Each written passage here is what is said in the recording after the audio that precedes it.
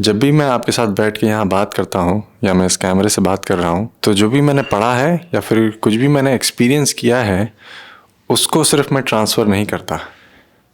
कोई भी टॉपिक अगर मैंने चूज़ किया है उस पर बात करने के लिए, तो मैं इस समय उसके बारे में जो इंसाइट आती है मेरे पास, मैं उसको फ्रेशली कम्युनिकेट करता हूँ। इसका मतलब अभी जब मैं आपसे बात कर रहा हूँ, मेरा माइंड उतना ही हार्ड वर्क कर रहा है उस इंसाइट को वापस खोजने में जितना उसने पहले किया था।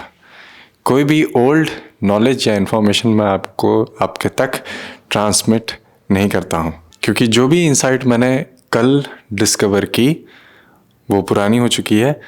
क्योंकि जो ट्रुथ है उसको आप कहीं भी स्टोर करके नहीं रख सकते। वो काम करता है मोमेंट टू मोमेंट और आपको डिस्कवर करना पड़ता है उसको मोमेंट टू मोमेंट। ऐसा भी हो सकता है कभी कि आपने उस चीज़ को डिस्कवर किया एक बार और वापस आप उस तक नहीं पहुंच पा रहे, लेकिन मैं आपको ये एश्योरेंस दिला सकता हूं कि ये जो टाइम इन्वेस्टमेंट आप उसमें डालेंगे उस चीज़ को खोजने में, सच को खोजने में, वो वर्थ इट होगा। क्योंकि आपका बेसिकली एक फाउंडेशन क्रिएट होगी माइंड की, जो रियलिटी को, जो एक्चुअल है, उसको क्वेश्चन कर पाए। तो मैंने ये टॉपिक इसलिए चूज़ किया क्योंकि मैं मैकेनिकल माइंड के बारे में बात करना चाहता था कि कोई भी चीज़ अगर हम रिपीट करते हैं तो उसके पीछे का रीज़न हमें पता होना चाहिए। जैसे अगर हम उठ के कोई भी हैबिट हमारी है उसको हम रिपीट करते हैं बिना किसी थॉट दिए हुए उस हैबिट को, तो वो हम क्यों कर रहे हैं उस चीज़ को क्वेश्चन करना, और वो हमारे माइंड पे क्या इफ़ेक्ट डालती है उस चीज़ को क्वेश्चन करना। किसी भी टास्क को अगर मैं रोज़ रिपीट करता हूँ तो वो एक हैबिट में कन्वर्ट होता है, जो कि रोज़ अगर ना किया जाए तो एक डिस्कम्फर्ट की फीलिंग देता है। और अगर हम रोज़ उस टास्क को करने लगें तो दिमाग एक ऑटो पायलट मोड पे आ जाता है, जिसमें वो ज़्यादा कुछ सोचता नहीं उस हैबिट के बारे में। लेकिन जब नहीं करें तब दिमाग उसके बारे में सोचने लगता है। यानी कि चेंज ऑफ इन्वायरमेंट दिमाग को सोचने पे थोड़ा सा मजबूर करता है। एक उसको डिस्कम्फर्ट की फीलिंग होती है। वो डिस्कम्फर्ट की फीलिंग क्यों होती है, आपने कभी क्वेश्चन किया? अगर नहीं किया है तो यही टाइम है, आप ड्यूरिंग दिस होल प्रोसेस आप उस चीज़ को क्वेश्चन कर सकते हैं। कोई भी हैबिट जो आप रोज़ करते हैं जिसमें आपका माइंड ज़्यादा इन्वॉल्व नहीं होता, वो आप करते हैं तो क्यों करते हैं? किसी भी एक्शन को मैं रिपीट करता हूँ बिना उसको थॉट दिए, तो इवेंचुअली उसका लॉन्ग टर्म इफ़ेक्ट मेरे ब्रेन पे क्या होता है, मैं उस चीज़ तक पहुँचना चाहता हूँ। तो नॉर्मल लाइफ लोगों की कैसे होती है कि वो सुबह उठते हैं, उन्होंने अपने दिन के काम किए, ऑफिस चले गए, वहाँ पे अपना जो भी उनको टास्क असाइन था वो सारा काम किया, वापस घर आए, वापस से जो उनकी हैबिट है कुछ खाने की, कुछ टीवी देखने की, उन्होंने वो हैबिट को कंटिन्यू किया। रात में जो उनको पसंद था वो खाया, और जिस टाइम पे वो सोते थे उस टाइम पे या फिर थोड़ा लेट सो गए। और ये चलता है। आप अगर 40 साल काम करते हैं तो आप 40 साल एग्जैक्टली सेम पैटर्न को फॉलो करते हैं। ऑब्वियसली जब आप घूमने जाते हैं तो उसमें भी जो मेजॉरिटी ऑफ द पैटर्न है वो आप कंटिन्यू रखना चाहते हैं for the sanity of the mind, क्योंकि एक लिमिट तक आपका दिमाग डिस्कम्फर्ट को फील करने में ओके होता है, और कुछ चीज़ें आपको वैसी ही चाहिए होती जैसे आपको घर पे चाहिए थी। उस पूरे प्रोसेस में जो मेरे लाइक और डिसलाइक हैं वो सेम रहते हैं। उनको अगर कोई थर्ड पर्सन आके क्वेश्चन करे तो वो मुझे एक डिस्कम्फर्ट की फीलिंग देता है। मेरे जो जजमेंट्स हैं लोगों को लेके, एनवायरनमेंट को लेके, वो भी फिक्स्ड रहते हैं। उनको भी अगर कोई क्वेश्चन करे तो एक डिस्कम्फर्ट मुझे आता है। किसी भी न्यू आइडिया से एक्सपोज होना मेरे लिए थोड़ा सा मुश्किल होता है। जो मैंने प्रेजुडिस लोगों के लिए मैंने बना रखी है और मैंने कलेक्ट करता जा रहा हूँ ईयर आफ्टर ईयर, वो बढ़ती जाती है और वो उसका कलेक्शन बेसिकली बढ़ता जाता है। और कोई भी हैबिट अगर मैंने क्रिएट की है उसको ड्रॉप करना और मुश्किल होता जाता है ओवर द ईयर्स। जो मेरे लाइक और डिसलाइक हैं वो भी इंक्रीज़ होते जाते हैं और उनको भी ड्रॉप करना थोड़ा सा मुश्किल हो जाता है। तो ये पूरा प्रोसेस है जो हमारी लाइफ में चलता रहता है, जो कि हम रोज़ उसको रिपीट करते हैं। कोई भी हैबिट को जैसे हम रिपीट करते हैं वैसे ये सारी भी एक हैबिट्स हैं, उनको हम रिपीट करते जा रहे हैं। तो अगर मैं एक अगर चैलेंज दिया जाए कि अगर मुझे चाहिए कि इनमें से कोई भी हैबिट्स अगर मुझे इमीडिएटली अंडरस्टैंड करके जो रिलेवेंट है उनको ही रखना है, बाकी सबको इमीडिएटली ड्रॉप करना है, तो इमीडिएटली क्या वो हो सकता है? क्या वो इमीडिएट अंडरस्टैंडिंग, इमीडिएट इनसाइट आके वो तुरंत सारी हैबिट ड्रॉप हो सकती हैं जो कि रेलेवेंट नहीं है? अब ऐसा तो नहीं है कि हम सारी चीज़ें जो हम करते हैं सुबह से उठ के रात तक और इतना सालों तक उसमें सारी चीज़ रेलेवेंट हैं, कुछ चीज़ें उसमें इररेलेवेंट भी हैं। तो क्या हम उन हैबिट्स को इमीडिएटली अंडरस्टैंड करके ड्रॉप कर सकते हैं? रिप्लेस नहीं, उसकी जगह किसी और से भरना नहीं है, उसको इमीडिएटली ड्रॉप करना है। तो अगर आप ये कहते हैं कि इमीडिएटली तो पॉसिबल नहीं है, तो क्या आपने उस चीज़ को पहले ट्राई किया ये कहने से पहले कि ये तो पॉसिबल नहीं है? क्योंकि हमारा माइंड जो है वो मैच्योर तो एज के साथ हो रहा है, लेकिन वो उतना ही स्टबर्न और हार्ड और रिजिड होता जाता है जितने जैसे हम बड़े होते जाते हैं।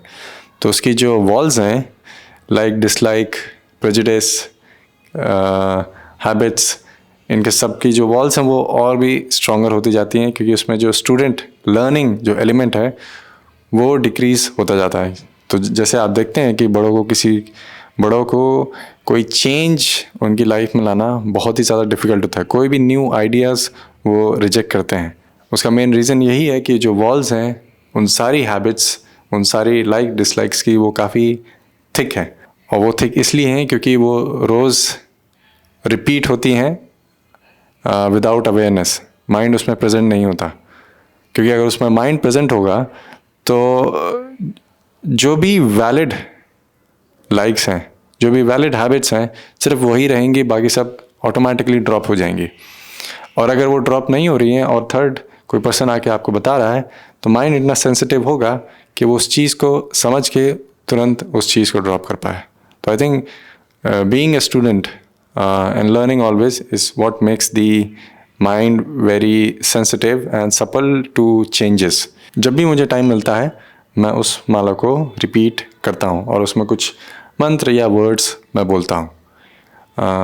काफ़ी सारे स्वामी इसको बोलते हैं, काफ़ी रिलीजियस लीडर्स, काफ़ी स्पिरिचुअल गुरुज जो हैं वो उस चीज़ को बोलते हैं कि आप एक माला लीजिए और आप उसमें नाम लीजिए, कुछ मंत्र पढ़िए। तो क्या आपने पहले क्वेश्चन किया इस चीज़ को कि उससे एक्चुअली हो क्या रहा है? अगर आप थोड़ा इसकी बिगर पिक्चर देखें तो इन रियलिटी तो वो एक एडिशनल हैबिट है। अगर आपने उस चीज़ को काफ़ी सालों तक किया है तो उसको ड्रॉप करना इमीडिएटली वो भी मुश्किल हो जाता है। जैसे कोई और हैबिट है, जैसे स्मोकिंग की हैबिट है, वो ड्रॉप करना मुश्किल हो जाता है, वैसे एक एडिशनल हैबिट हमने इनकॉर्पोरेट कर ली क्योंकि किसी स्पिरिचुअल गुरु ने हमें ये कहा कि इससे हम सच के पास जा सकते हैं। तो उस समय हमने क्या क्वेश्चन किया कि ये किस तरह से हमें सच के पास ले जा सकता है? एक नाम का रेपिटेशन किस प्रकार की अंडरस्टैंडिंग हमारे माइंड में ला सकता है, या फिर वो माइंड को और ज़्यादा मैकेनिकल बना रहा है? हमारे लाइफ में पहले से ही मैकेनिकल हैबिट्स, मैकेनिकल एक्शंस पहले से ही बहुत सारे एडेड हैं जिसमें हम माइंड बिल्कुल भी नहीं लगाते हैं, और हमने एक और हैबिट इनकॉर्पोरेट कर ली जिसमें माइंड का प्रेजेंस तो बिल्कुल भी नहीं है कि हम उस चीज़ को कर क्यों रहे हैं। ट्रूथ जो होता है वो कभी भी स्टैटिक नहीं हो सकता, वो हमेशा मूव करता रहता है। जैसे कोई भी इंसाइट अगर आपको आज मिली तो इसका मतलब ये नहीं है कि मैं उस इंसाइट को मैं संभाल के ज़िंदगी भर रख सकता हूँ। हाँ, वो एज अ मेमोरी आपके दिमाग में रह सकती है, लेकिन उस इंसाइट को लेके आप अपनी ज़िंदगी नहीं गुजार सकते, क्योंकि हर एक मोमेंट में जो आपका माइंड है, आपकी पर्सनालिटी है, वो चेंज हो रही है आउटसाइड इन्वायरमेंट से, और आप नई नई चीज़ें सीख रहे हैं आउटसाइड इन्वायरमेंट में, इस रियलिटी में रह के।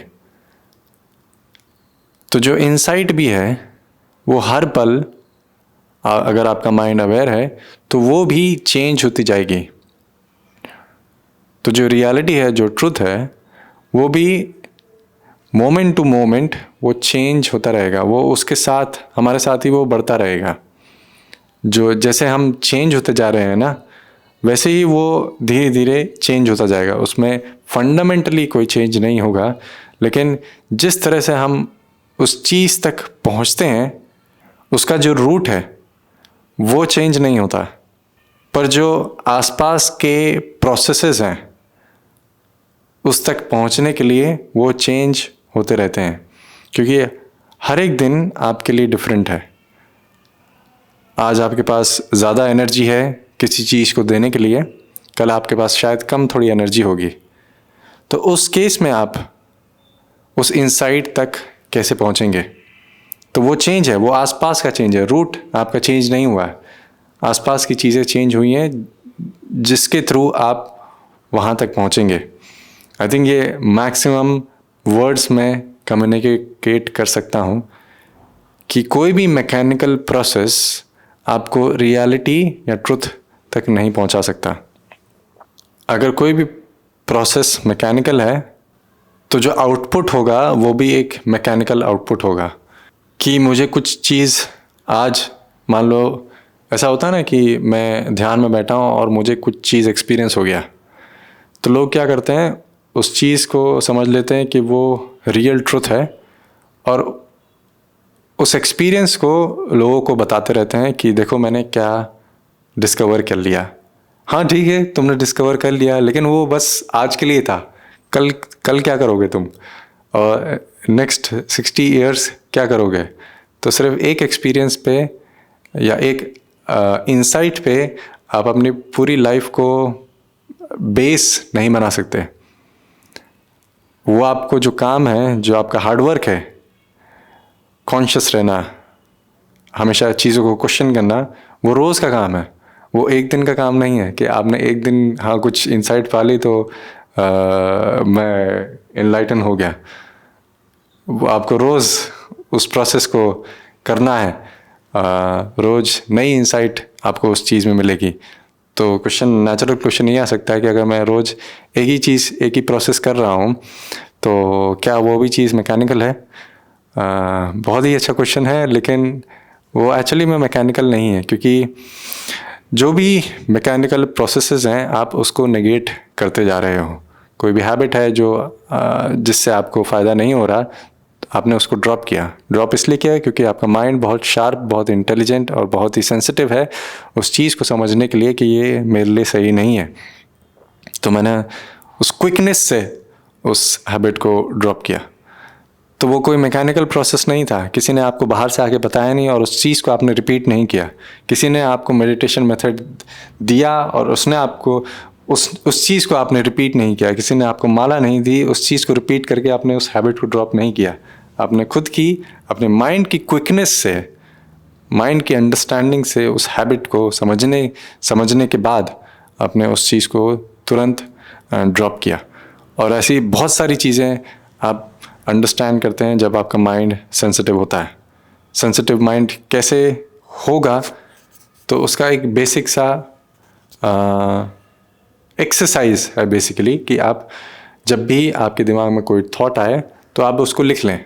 इंस्टेड ऑफ एक मैकेनिकल प्रोसेस की जगह आप उस चीज़ को लिख सकते हैं, ताकि कुछ टाइम बाद क्या होता है कि आपको एक पैटर्न समझ में आने लग जाता है कि मेरा माइंड किन चीज़ों को सोचता है, और उसका बेसिकली एक बेस क्या है कि वो किस रेल्म में सोचता है रोज़।